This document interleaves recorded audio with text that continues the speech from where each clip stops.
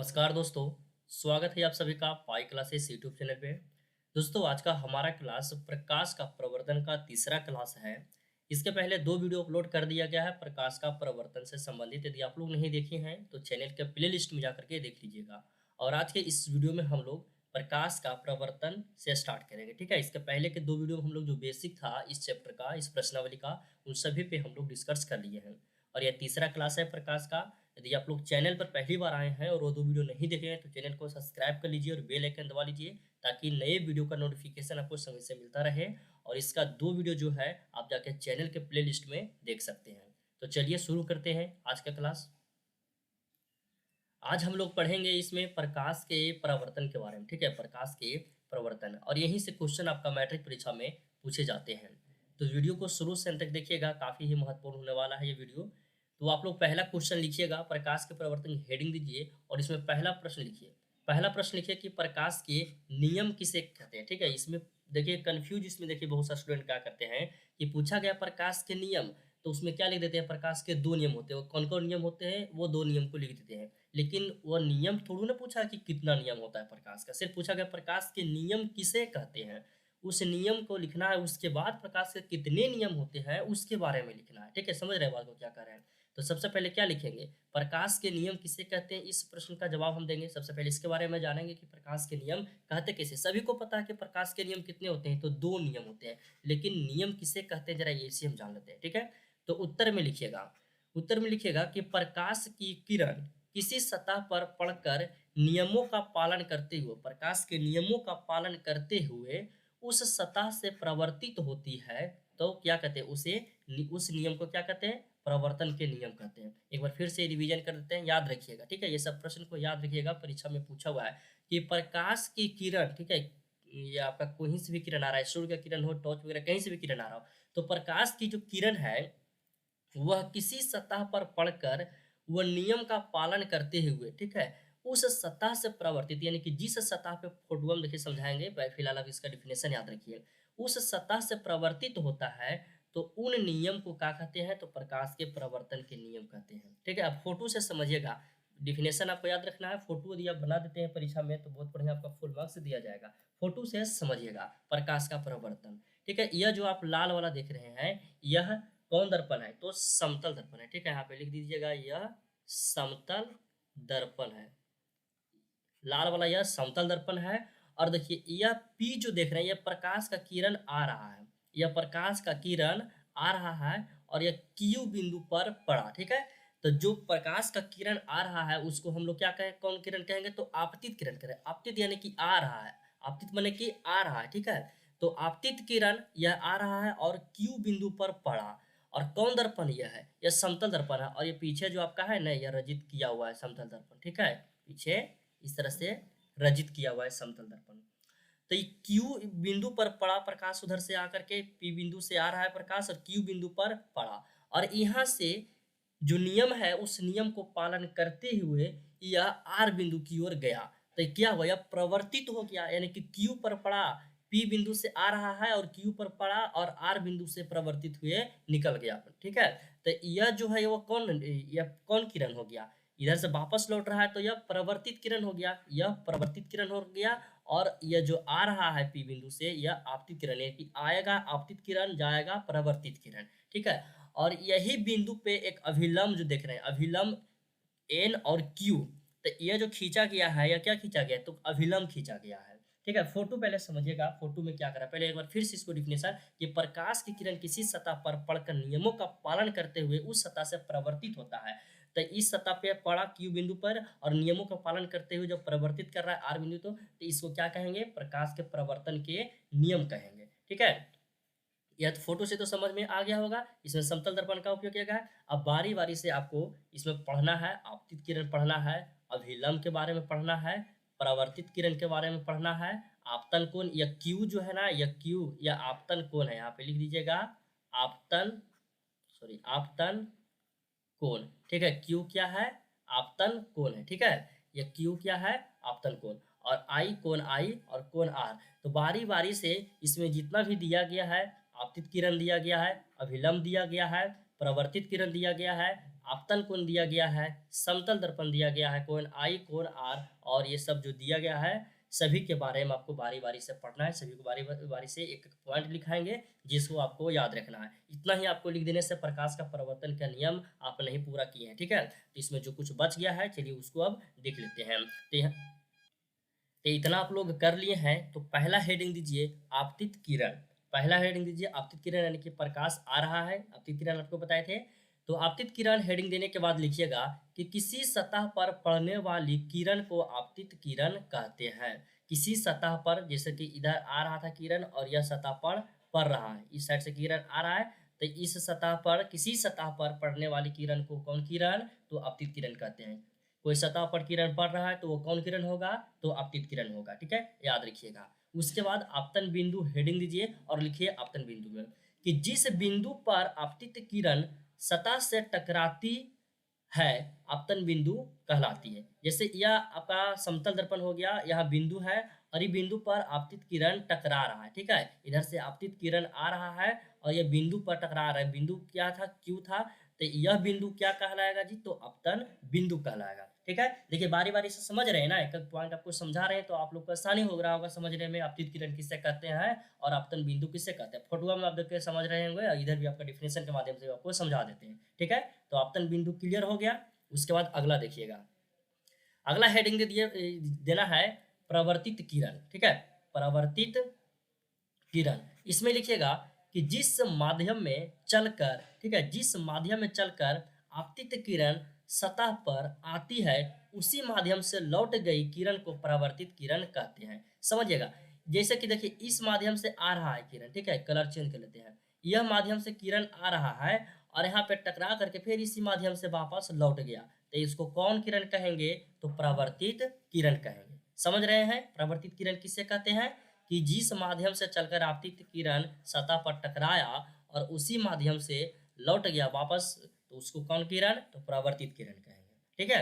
अगला देखिए, चौथा हेडिंग दीजिए अभिलंब। अभिलंब किसे कहते हैं, तो किसी समतल सतह से किसी बिंदु पर खींचे हुए लंब को अभिलंब कहते हैं। जैसे फोटुआ में एक बार देख लीजिएगा, समझ में आपको आ जाएगा। अभिलंब देखिए बोल रहे थे ना, तो किसी सतह पर क्या बोल रहा था, अभिलंब का डिफिनेशन क्या था, कि किसी समतल सतह के किसी बिंदु पर खींचे हुए लंब को उस बिंदु पर अभिलंब कहते हैं। तो इस समतल सतह, समतल दर्पण या समतल सतह है और बिंदु क्यू है, तो इस पर खींचे गए लंब, तो लंब कौन है, ई लंब है, पी है कि आर लंब है, नहीं, एन वाला लंब है, ये जो देख रहे हैं यह ना लंब है, तो इसको क्या कहेंगे, अभिलंब कहेंगे। डिफिनेशन में क्या लिखाए थे, याद रखिएगा, तो डिफिनेशन में लिखाए थे कि किसी समतल सतह से किसी बिंदु पर खींचे हुए लंब को उस बिंदु पर अभिलंब कहते हैं, ठीक है, हो गया क्लियर। अगला 5 नंबर पॉइंट, 5 नंबर है आपतन कोण। बच गया था ना एक आपतन कोण, तो आपतन कोण में लिखिएगा कि आपतित किरण आपतन बिंदु पर खींचे गए अभिलंब से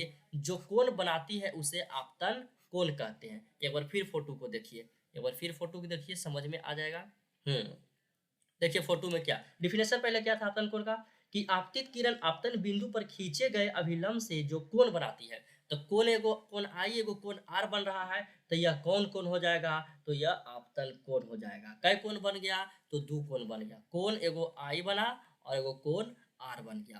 तो यह परावर्तन प्रकाश का परावर्तन का जो नियम है, इसमें कोण आई कोण आर कौन कोण, तो आपतन कोण है, ठीक है। पूछेगा किसी तरह से ऑब्जेक्टिव क्वेश्चन, तो कंफ्यूज नहीं ना होना है, सभी को याद रखना है, ठीक है। आगे बढ़ते हैं, तो यह आपका हो गया प्रवर्तन का नियम।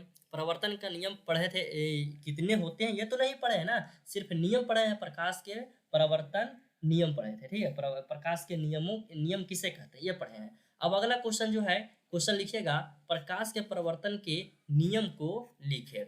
नियम किसे कहते हैं, नियम के बारे में पहले पढ़े थे, ठीक है।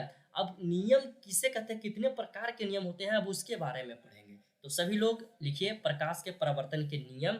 उत्तर में लिखिएगा कि प्रकाश के परावर्तन के निम्नलिखित 2 नियम होते हैं। यहाँ पे आप डिजिट में है तो आप 2 इस तरह से शब्द में ही अंक लिख सकते हैं, ठीक है। तो प्रकाश के परावर्तन के कितने नियम होते हैं, 2 नियम होते हैं, और इसको VVI लगाइए, क्वेश्चन बैंक उलट के देखिए, हर एक साल यह प्रश्न पूछा हुआ है, ठीक है। आसान प्रश्न है, याद होगा आप सभी को। तो प्रकाश के परावर्तन कहे दोस्तों, चाहे तो अपवर्तन कहे, ठीक है, दोनों का कितना नियम होता है, तो 2 नियम ही होता है, ठीक है। अब वो कौन कौन होता है उसके बारे में पढ़िए।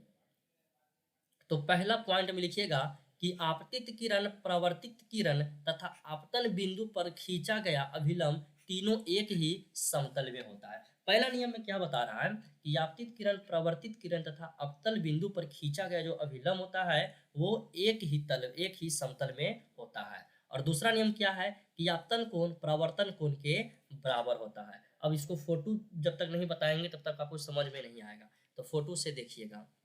यह समतल दर्पण रजित किया हुआ भाग, ठीक है, यह सब रजित किया हुआ भाग है। यहाँ पे 90 डिग्री का कोण बन रहा है। फोटो आप हम उलट के बनाइए चाहे किसी तरह से बनाइए, बस फोटो से बना। यह प्रकाश आ रहा है और यह जा रहा है, ठीक है। तो यह जो आ रहा है यह प्रवर्तित हो रहा है, ठीक है, ये तो जा रहा है ना, तो ये पहले इसको नाम लिखिए। तो यह हो गया आपतित किरण, यह हो गया आपतित किरण हो गया, और यह हो गया परावर्तित किरण, ठीक है, यह हो गया प्रवर्तित किरण। और यह क्या है, लंब है, यहाँ बिंदु, इसको ओ मान लीजिए और इसको ओ डैश भी आप मान सकते हैं, ठीक है। तो देखिए कोण आई और कोण आर, इधर कोण आई लेके चलिए, यह कोण आई कोण आर। तो यहाँ पे आप नीचे लिख सकते हैं कि समतल दर्पण पर लंबवत पड़ने वाली किरण का जो है प्रवर्तन हो रहा है। ये समतल दर्पण है और इस पर लंबवत पड़ने वाली जो किरण है उसको क्या हो रहा है, प्रवर्तन हो रहा है। तो पहला डिफिनेशन में क्या कह रहा है कि आपतित किरण और प्रवर्तित किरण तथा अवतल बिंदु, ठीक है। तो आपतित किरण और यह प्रवर्तित किरण और अवतल बिंदु, यह है बिंदु है, ठीक है। इस पर जो खींचा गया जो लंब है ना, अभिलंब है ना, वो तीनों एक ही समतल में है। तो देखिए तो तीनों एक ही समतल में ना है, आपतित किरण भी इधर ही जा रहा है और ऐसे ही आ रहा है, वही रास्ता से, देखिए जो रास्ता से आपतित किरण जा रहा है ना, कलर एक चेंज करके बताते हैं, यही रास्ता से जा रहा है आपका आपतित किरण और यही रास्ता से आ रहा है प्रवर्तित किरण, और यही अभिलंब है और यही बिंदु पर क्या है, तो अभिलंब भी खींचा गया है। तो तीनों एक ही समतल में है। तो यह कौन सा नियम को, किसका नियम को दर्शाएगा, तो प्रकाश के परावर्तन के पहला नियम को दर्शाएगा। और इसमें जो कोण आई बराबर कोण आर है, कोण आई जो है कोण आर के बराबर होगा। तो यह कौन दूसरा नियम हो जाएगा, आपतन कोण प्रवर्तन कोण के बराबर होता है। आपतन कोण हो गया कौन, कोण आई, प्रवर्तन कोण हो गया कोण आर, ठीक है। तो दोनों एक दूसरे के बराबर है। तो यह नियम किसका हो गया, तो प्रकाश के परावर्तन का नियम हो गया। और सभी को पता है प्रकाश के परावर्तन के कितने नियम होते हैं, तो 2 नियम होते हैं, ठीक है। तो इस तरह का फोटो बना दीजिएगा परीक्षा में यदि पूछेगा तो, ठीक है, आपका फुल मार्क्स दे दिया जाएगा। तो यह आपका हो गया प्रकाश के परावर्तन के नियम। आशा करते हैं समझ गए होंगे। अगला क्वेश्चन देखिए, प्रतिबिंब किसे कहते हैं, काफी महत्वपूर्ण प्रश्न है, सभी लोग याद रखिएगा। हेडिंग दीजिए, लिखिए क्वेश्चन, प्रतिबिंब किसे कहते हैं, ठीक है, VVI लगा लीजिएगा। समझ गए तो आप अपने भाषा में भी लिख सकते हैं प्रतिबिंब किसे कहते हैं। पहले पढ़ लेते हैं इसका डिफिनेशन उत्तर, उसके बाद हम आपको समझाते हैं, ठीक है। चलिए उत्तर में लिखिएगा कि जब किसी दर्पण के सामने कोई वस्तु रखी जाती है तब उसका प्रतिबिंब दिखाई पड़ता है। वस्तु के विभिन्न बिंदुओं से प्रकाश की किरणें दर्पण पर पड़ती है और प्रवर्तन के नियमों का पालन करती हुई प्रवर्तित होती है।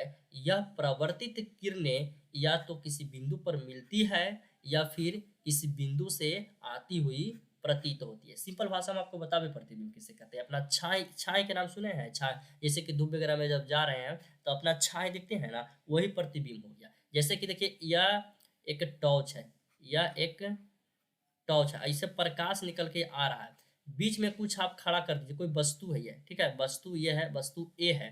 तो जब इस पर प्रकाश पड़ेगा तो इसका छाह नीचे देखिएगा तो बन जाएगा, इसका छाह नीचे बनेगा तो वह क्या हो गया, तो इस वस्तु का प्रतिबिंब हो गया। जैसा देखिए ना अभी गर्मी के टाइम है ना, तो सुबह शाम के टाइम में निकलिए बाहर, तो आपका छाया जब आप पे प्रकाश पड़ेगा, सूर्य का प्रकाश पड़ेगा, तो आपका छाया देखिएगा तो नीचे बनेगा, वो प्रतिबिंब आपका बन रहा है, ठीक है। तो आपको प्रतिबिंब किसे कहते हैं तो समझ में आ रहा होगा, ठीक है। एक बार फिर से इसको हम डिफिनेशन पढ़ देते हैं, याद रखिएगा। तो आपको एग्जाम में चाहे तो अपने भाषा में भी लिख सकते हैं, अपने तरह से भी लिख सकते हैं, आपका नंबर नहीं कटेगा बल्कि और फुल मार्क्स दिया जाएगा, ठीक है। लेकिन जिस तरह से हम आपको बताते हैं आप इस तरह से भी लिख सकते हैं। एक बार फिर से रिवीजन कर देते हैं, ठीक है, ध्यान दीजिएगा।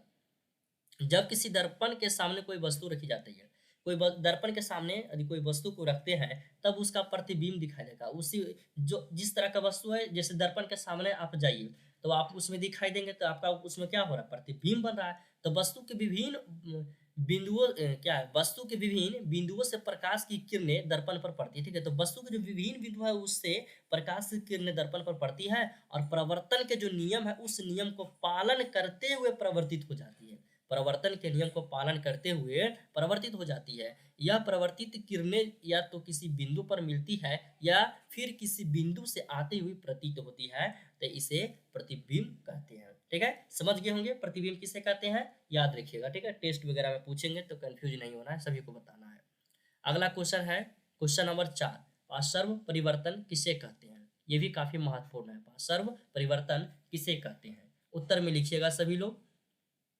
जब हम अपने ही प्रतिबिंब को दर्पण में देखते हैं, दर्पण में जिससे हम अपना चेहरा देखने गए तो उसमें हम अपने ही प्रतिबिंब को देखते हैं, तो हमको देखने के बाद पहले पढ़ लेते हैं उसके बाद समझा देते हैं, ठीक है, ज्यादा बढ़िया रहेगा। जब हम अपने ही प्रतिबिंब को दर्पण में देखते हैं तो पाते हैं कि वह हर तरह से हमारे ही समान है, परंतु ध्यान से देखने पर एक अंतर का पता चलता है।